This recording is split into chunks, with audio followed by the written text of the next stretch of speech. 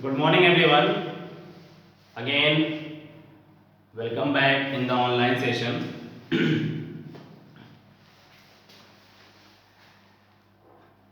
In the offline mode, during the school,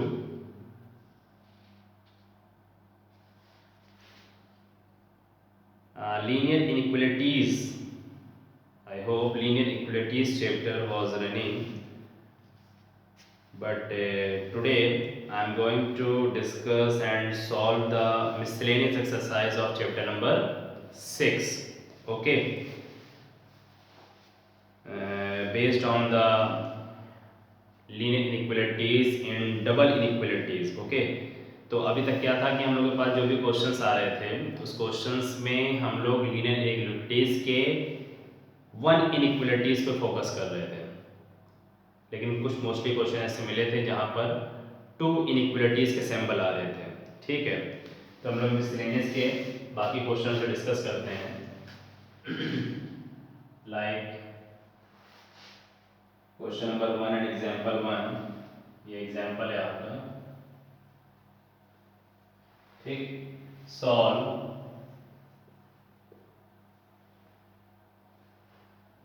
-8 less than or equal to 5x minus 3 and less than 7. Okay, so here in this question two inequalities is there, two inequalities is there, तो हम इसको separately अलग अलग तरीके से भी solve कर सकते हैं, है ना। here two equality is there। ठीक, when we have two equalities in inequalities, so we can write separated -8 less than or equal to 5x minus 3 or 5x minus 3 only less than 7। Okay, तो अभी हम लोग का question आपके previous exercise की तरह convert हो गया, तो सिंपली हम इसको सिर्फ सॉल्व करेंगे। तो सॉल्व करने के लिए क्या होगा कि इस वेरिएबल के साथ -3 सब्ट्रैक्टेड है, तो हम इसको ऐड कर देते हैं। तो -8 plus 3 less than or equal to 5x minus 3 plus 3, तो बोथ साइड हमने क्या कर दी, एडेड टू 3, जिसमें -3 प्लस 3 कैंसिल आउट हो गया। -8 plus 3 -5 less than or equal to only 5x। अब x के साथ 5 मल्टीपल में है, तो dividing by 5 on both side, तो -5 upon only 5 less than or equal to 5x upon 5, 5 cancel, so -1 less than or equal to x। एक हमारा half solution तैयार हो गया। ठीक, इसी तरीके से हम लोग इसको भी अपना कर सकते हैं।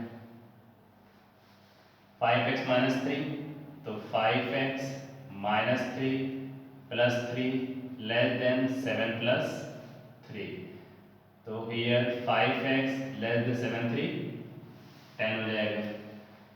अब यहाँ भी 5 से डिवाइड करना पड़ेगा, जब 5 से डिवाइड करेंगे तो dividing by 5 on both side, 5x upon 5 less then 10 by 5, 5 cancel, तो 5 मतलब 5 टू ज़ 10। तो बस ये इक्वलिटीज हमारी तैयार हो गई। अब इसको हम क्या कर देते हैं, कंबाइन कर देते हैं। कंबाइन कर देते हैं, कंबाइन करने का मतलब क्या आ जाएगा, -1 less than or equal to x, x की वैल्यू -1 है या -1 से बड़ी है बट 2 से छोटी है, बट 2 से स्मॉल है। ये इसकी मीनिंग हो गई। क्या हो गई, value of x is greater than -1 or equal to but less than 2, but less than positively 2। तो तो ये वैल्यूज हो गई हमारी, ठीक। Any problem? चलिए इसी तरीके से क्लियर, क्वेश्चन नंबर एग्जाम्पल 1 में होकर कि एग्जाम्पल आपका 16 है, okay. And now example number 17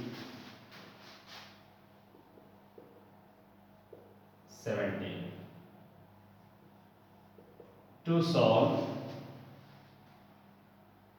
इसमें भी क्या हो गया कि दो इक्वलिटीज मिली, -5 less than or equal to 5 minus 3x total upon 2 and less than or equal to 8, ठीक। तो इसको भी क्या कर सकते हैं, here we have two equalities is there, we have two equalities is there, both symbol are less than or equal to, ठीक।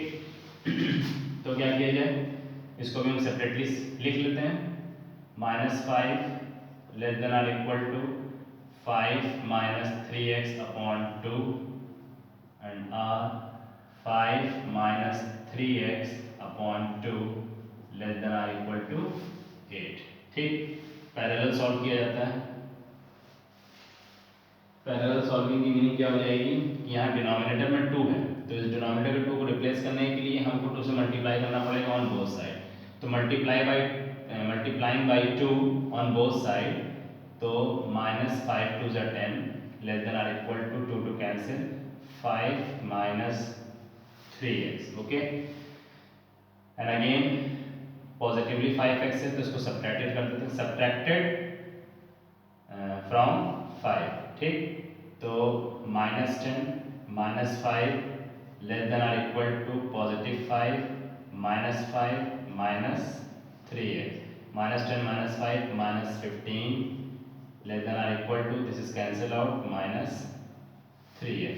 अब इस x के साथ क्या है, -3 है, x के साथ क्या है हमारे पास -3 है, तो -3 को रिप्लेस करना पड़ेगा, तो माइनस साइन के साथ जब डिवाइड करेंगे तो हमारी इनइक्वलिटीज क्या हो जाएगी, रिवर्स हो जाएगी। यही रूल था कि जब हम लोग माइनस साइन के साथ डिवाइड करते हैं तो हमारी इनइक्वलिटीज क्या हो जाती है, रिवर्स हो जाती है, ठीक। तो -3 को से डिवाइड करेंगे तो -15 upon -3 is greater than or equal to, value change हो जाएगी, ठीक। तो जैसे हम इसको डिवाइड करेंगे, डिवाइड करने के साथ ही साथ हमारी वैल्यूज चेंज हो जाएगी, तो -3x upon -3, minus minus cancel, 5 greater than or equal to only x, ये हमारा सोल्यूशन आ जाएगा। तो आपकी वैल्यू आ गई एक तरह से 5 is greater than or equal to x। Now ठीक इसी तरह से इसको सॉल्व कर लिया जाए, same process, multiplying by 2 on both side, तो 5 minus 3x is less than or equal to 8 to the 16, 5 added है तो 5 सब्ट्रैक्ट कर देते हैं, added subtracted -3x and 16 minus 5, ये कैंसिल आउट हो जाएगा, -3x 16 minus 5 11 हो जाएगा। सेम प्रोसेस कि x के साथ -3 मल्टीप्लाई में तो इसको डिवाइड लाएंगे तो हमारा इनइक्वलिटीज रिवर्स हो जाएगा, -3x upon -3x less than है तो हो जाएगा ग्रेटर देन और equal to 11 upon -3, -3 cancel, x is greater than और इक्वल टू -11 अपॉन 3, ये हमारा सोल्यूशन हो गया, ठीक। दोनों आंसर आ गए। अब दोनों इनइक्वलिटीज को हमको मिला के लिखना हो तो हम दोनों इक्वलिटीज को मिला के लिख सकते हैं, कैसे,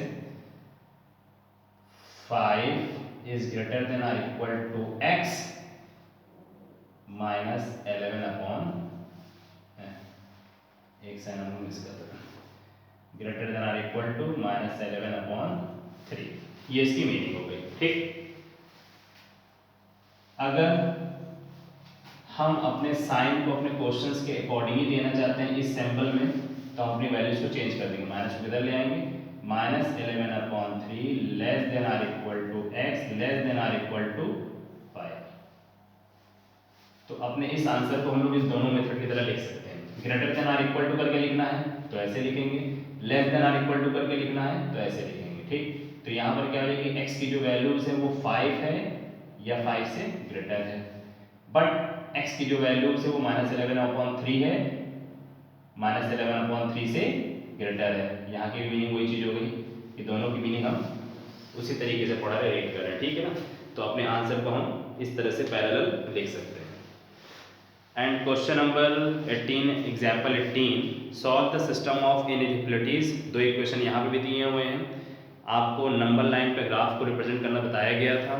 तो इस क्वेश्चंस में भी आप उसी तरीके से इनइक्वलिटीज़ को सॉल्व करिए और नंबर लाइन पे आप उसको रिप्रेजेंट कर दीजिए, ठीक। वर्ड्स प्रॉब्लम को देखा जाए तो example 19, in an experiment a solution of hydrochloric acid is to be kept between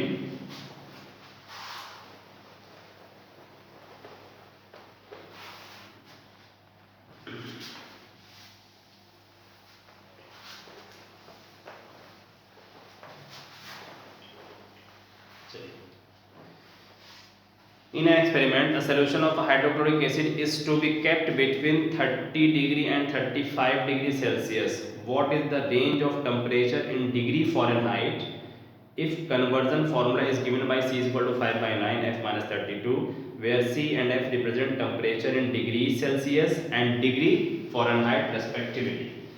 तो यहाँ पर हमारे पास एक तरह से सेल्सियस रेंज गिवन है, ओके, हमारे पास सेल्सियस रेंज गिवन है। तो according two questions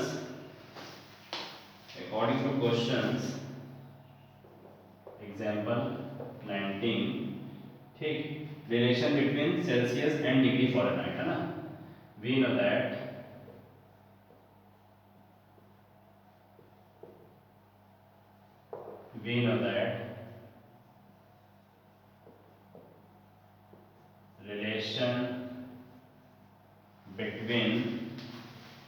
relation between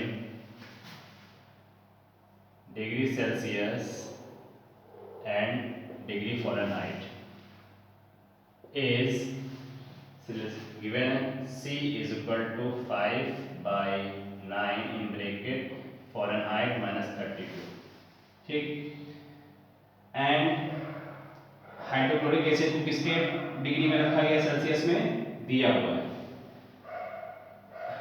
30 degree, between करके दिया हुआ 30 degree Celsius is less than and 35 degree, 30 से 35 डिग्री के बीच में दिया गया, ठीक। तो अब फिर इसमें आपके पास टू इक्वलिटीज आ रही है। जब टू इनइक्वलिटीज आ रही हैं तो हमारे पास सी का फॉर्मूला तो गिवन ही है ना, तो हम लोग क्या करते हैं, put in value of C. तो 30 डिग्री less than C 5 by 9 F minus 32 less than 35 degree, agree. अब यहाँ की जो वैल्यू है 5 बाई 9, तो 5 बाई 9 की वैल्यू को यहाँ से हमें रिप्लेस करना है क्योंकि हमें फॉरेनहाइट का रिलेशन निकालना है। तो सिर्फ यहाँ पर आपको f चाहिए, f से पहले 5 बाई 9 को आपको रिप्लेस करना है। तो 5 बाई 9 को रिप्लेस करने के लिए क्या करते हैं, 9 बाई 5 से मल्टीप्लाई करेंगे, तो 5 9 दोनों कैंसिल हो जाएगा और यहाँ पर मल्टीप्लाई की कंडीशन बन जाएगी। तो multiplying by 9 by 5 on the both side, so 9 by 5 into 30 डिग्री less then 5 by 9 by 5 in bracket f minus 32 less than 35 degree into 9 by 5, 9 9 5 5 cancel, 5 1 the 5 5 6 the 30 6 9 the 54, ठीक। तो 54 डिग्री आपको मिली यहाँ से एंड आपके पास f माइनस 32 बैलेंस हुआ less than 5 1 the 5 5 7 the 7 9 the 63 degree आ गई। अब माइनस 32 को हटाना है तो बोथ साइड हम क्या कर सकते हैं, एडेड टू प्लस 32, तो 54 degree 32 degree, F minus 32 plus 32 and 63 degree plus 32, वो सेट कर दिया, ये कैंसिल हो जाएगा। तो 4 2 6 5 3 8 86 डिग्री, ये कैंसिल हो गया, ओनली फ़ारेनहाइट आ जाएगा।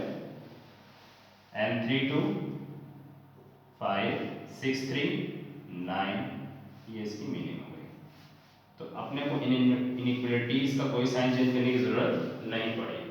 तो आपसे क्वेश्चन क्या पूछ रहा था, what is the range of temperature in degree Fahrenheit? What is the range of temperature in degree Fahrenheit? तो answer is required range of temperature in degree Fahrenheit are between 86 degree to 95 degree, 95 degree kelvin.